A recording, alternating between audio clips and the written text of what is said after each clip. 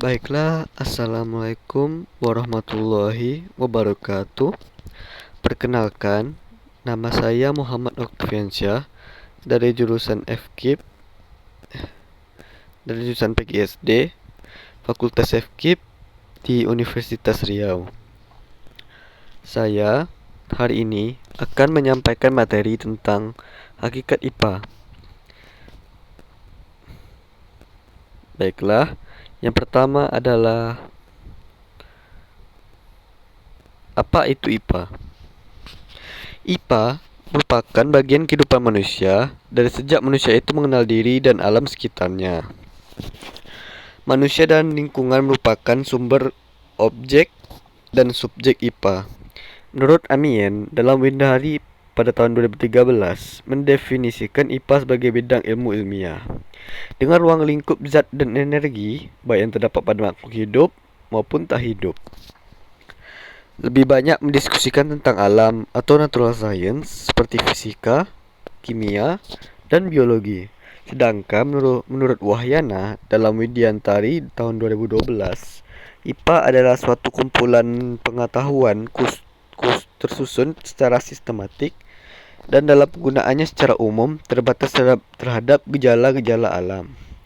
Perkembangannya tidak hanya ditandai oleh adanya kumpulan fakta, tetapi oleh adanya metode ilmiah dari sikap ilmiah. Nah, sekarang kalian udah tahu kan apa itu IPA? Bagus.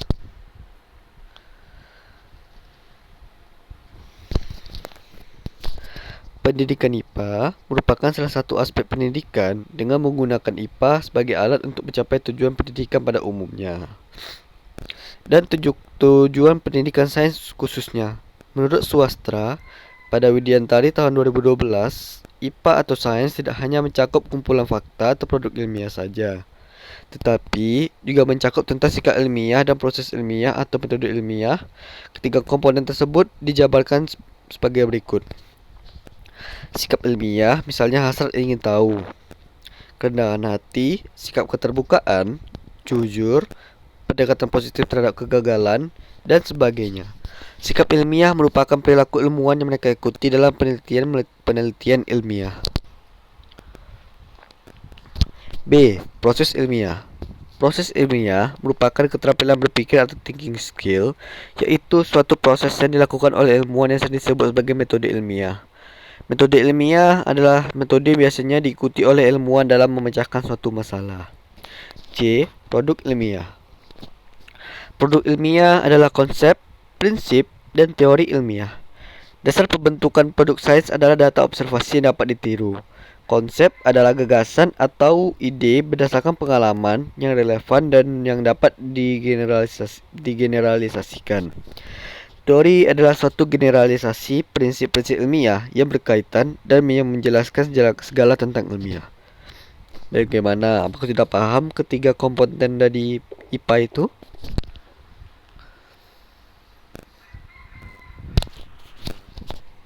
Baiklah, kita lanjutkan lagi ya.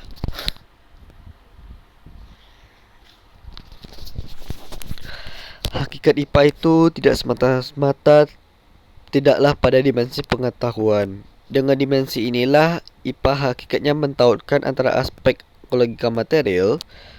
Tujuan dari IPA itu sendiri sesuai dengan Peraturan Menteri Pendidikan Nasional Nomor 22 Tahun 2006. Tujuan dan lingkup pelajaran IPA sebagai berikut. Dalam Winahari pada tahun 2013. A. Memperoleh keyakinan terhadap kebesaran Tuhan Yang Maha Esa berdasarkan keberadaan, keindahan, dan keteraturan alam ciptaannya. B. Mengembangkan pengetahuan dan pemahaman konsep-konsep IPA yang bermanfaat dan dapat diterapkan dalam kehidupan sehari-hari. C. Mengembangkan rasa ingin tahu, sikap positif, dan kesadaran tentang adanya hubungan yang saling mempengaruhi antara IPA, lingkungan, teknologi, dan masyarakat. D. Mengembangkan keterampilan proses untuk menyelidiki alam sekitar, memecahkan masalah, dan membuat keputusan. E. Meningkatkan kesadaran untuk berperan serta dalam memelihara, menjaga, dan melestarikan lingkungan alam. F. Meningkatkan kesadaran untuk menghargai alam dan segala keteraturannya sebagai salah satu ciptaan Tuhan. G. Memperoleh bekal pengetahuan, konsep, dan keterampilan IPA sebagai dasar untuk melanjutkan pendidikan ke SMP atau MTS. Nah, sampai di sini apakah sudah paham?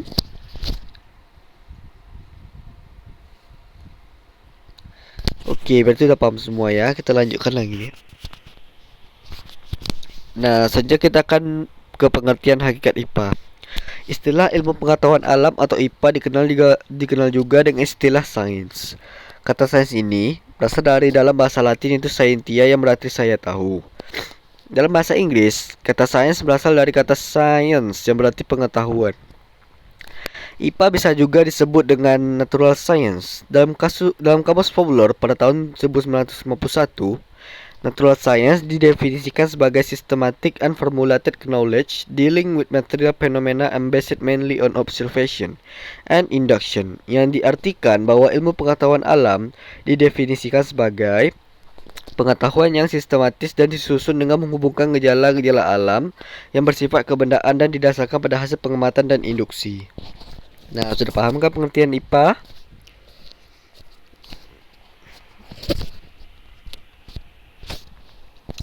Sedangkan dalam Purnell Concise Dictionary of Science pada tahun 1983 tercantum definisi tentang IPA sebagai berikut. Science, the broad field of human knowledge acquired by systematic observation and experiment, and explained by means of rules, laws, principles, theories, and hypotheses. Artinya, ilmu pengetahuan alam adalah pengetahuan manusia yang sangat luas, yang didapatkan dengan cara observasi dan eksperimen yang sistematik, serta dijelaskan dengan bantuan aturan-aturan, hukum-hukum, prinsip-prinsip, teori-teori, dan hipotesa-hipotesa.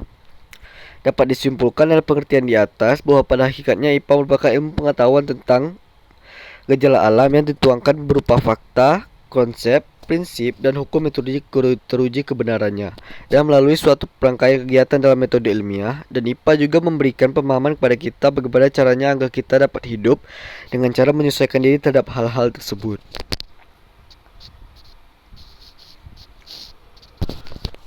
Selanjutnya kita akan membahas tentang pembagian hakikat IPA. Di dalam pembagian hakikat IPA dibagi menjadi 3. Di antaranya, 1. IPA sebagai produk. IPA sebagai produk adalah kumpulan hasil kegiatan dari para ahli saintis sejak berabad-abad, yang menghasilkan berupa fakta, data, konsep, prinsip, dan teori-teori.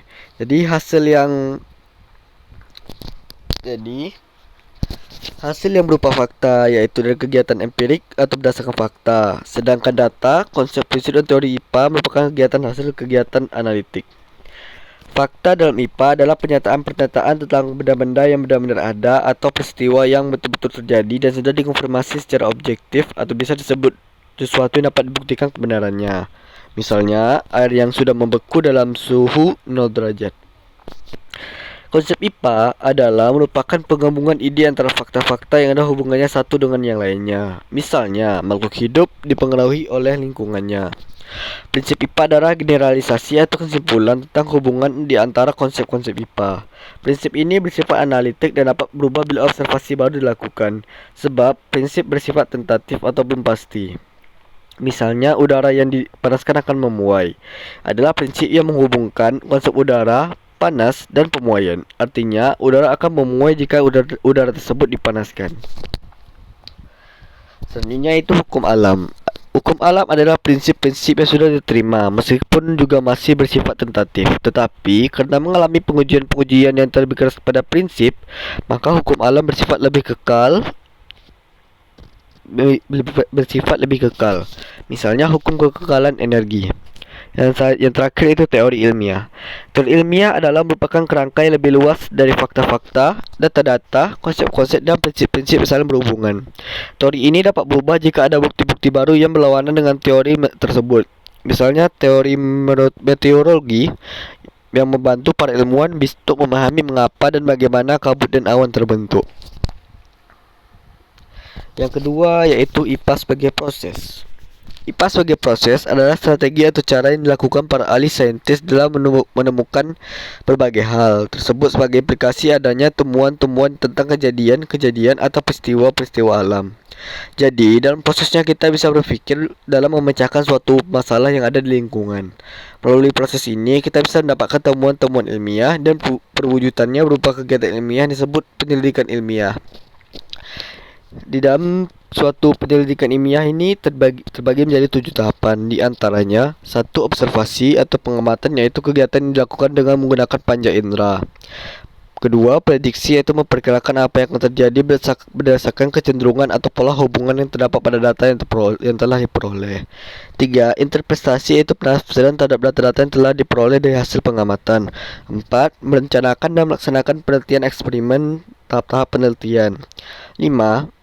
Mengendalikan variabel, yaitu mengukur variabel sehingga ada perbedaan pada akhir eksperimen karena dipengaruhi oleh variabel yang diteliti. 6. Yaitu suatu pernyataan yang dirubah sementara tentang kenyataan-kenyataan yang ada di alam melalui perkiraan. 7. Kesimpulan, yaitu hasil akhir dari proses pengamatan. 3. Sifat sebagai sikap ilmiah. Maksudnya adalah dalam proses IPA mengandung kerja sikap dan cara berpikir. Dan dalam memecahkan masalah atau persoalan, seorang ilmuwan berusaha mengambil sikap tertentu yang memungkinkan usaha yang mencapai hasil yang diharapkan. Sikap ini dinamakan sikap ilmiah menurut Wayne, Harley, dan Haldro Darmojo. Sikap ilmiah yang dapat dikembangkan pada anak SD yaitu sikap ingin tahu, sikap ingin mendapatkan sesuatu yang baru, sikap kerjasama, sikap yang tidak putus asa, sikap tidak berprasangka, sikap mawas diri, sikap bertanggung jawab, sikap berpikir bebas, sikap kedisiplinan diri. Adapun sikap ilmiah lain yang muncul dari hasil pengamatan atau observasi yang sekarang lebih dikenal dengan karakteristik adalah jujur, teliti, dan cermat. Fungsi ilmu pengetahuan alam. A. Membangun pola berpikir.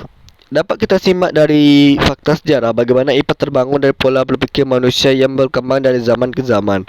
Di sisi lain, IPA itu sendiri juga dapat membangun pola berpikir manusia dengan ciri-ciri khusus. B. Menjelaskan hubungan berbagai gejala alam. Dalam menjelaskan sesuatu, IPA mempunyai ciri khusus yaitu analitis. Artinya lengkap dalam mendeskripsikan semua bagian dari dalam objek penelitiannya. Serta hubungan antara satu bagian dengan bagian lainnya logis, artinya dapat diterima oleh akal. Sistematis artinya disusun secara logis dan sistematis sehingga tampak jelas tata urutan serta hubungan satu dengan yang lainnya. Dan jelas pula bahwa tidak ada kebenaran ilmu pengetahuan yang bertumpang tindih dalam arti berlawanan satu dengan yang lain. Kausatif maksudnya IPA menjelaskan mengapa segala gejala alam itu terjadi. Kuantitatif yaitu meliputi 3 arti. Kesimpulan yang diuji kebenarannya melalui statistika, penjelasannya disertai dengan angka-angka dan garis besaran hasil pengukuran atau dengan rumusan-rumusan matematika. Kuantitatif dalam artiannya yang tak langsung menyatakan kecermatan pengukuran. Menurut Carl Hempel, ada 2 tujuan IPA dalam menjelaskan berbagai gejala alam ini, yaitu untuk hal yang bersifat praktis, maksudnya untuk kepentingan kesejahteraan umat manusia, untuk memenuhi hasrat ingin tahu. C. Meramalkan. Peramalan dari IPA ini adalah peramalan didasarkan atas adanya konsistensi atau keteraturan dari gejala-gejala alam. Kunci pokok dari sesuatu yang dapat digunakan untuk meramalkan itu adalah adanya keteraturan yang konsisten.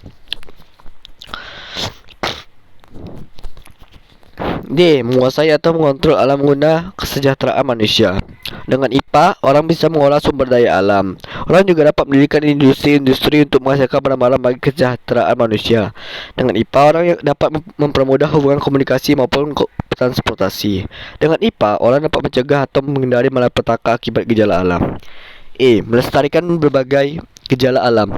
Satu gejala alam mungkin sekali tak terulang kejadiannya, sehingga IPA dalam hal ini selaku kumpulan pengetahuan yang logis dan sistematis tak langsung merekam gejala-gejala alam. Misalnya kehadiran komet, pergeseran benua, perubahan flora dan fauna. Nah, kesimpulannya, pada hakikatnya IPA merupakan ilmu pengetahuan tentang gejala alam yang dituangkan berupa fakta, konsep, prinsip dan hukum yang teruji kebenarannya, dan melalui suatu rangkaian kegiatan dan metode ilmiah. Dan IPA juga memberikan pemahaman kepada kita bagaimana caranya agar kita dapat hidup dengan cara menyesuaikan diri terhadap hal-hal tersebut. Hakikat sebagai produk dan proses tidak bisa dibedakan atau dipisahkan, karena produk dan proses mempunyai hubungan yang terikat satu dengan yang lainnya. Dalam melakukan pengamatan ilmiah, dari pendapat para ahli di atas dapat ditarik kesimpulan bahawa sebaiknya pembelajaran IPA di SD menggunakan perasaan keingintahuan siswa sebagai titik awal dalam melaksanakan kegiatan-kegiatan penyelidikan atau percobaan. Kegiatan-kegiatan ini dilakukan untuk menemukan dan menanamkan pemahaman konsep-konsep baru dan mengaplikasikannya untuk memecahkan masalah-masalah yang ditemui oleh siswa SD dalam kehidupan sehari-hari. Baiklah, itulah penjelasan dari saya mengenai hakikat IPA. Jika ada kekurangan dalam penyampaian, saya mohon maaf.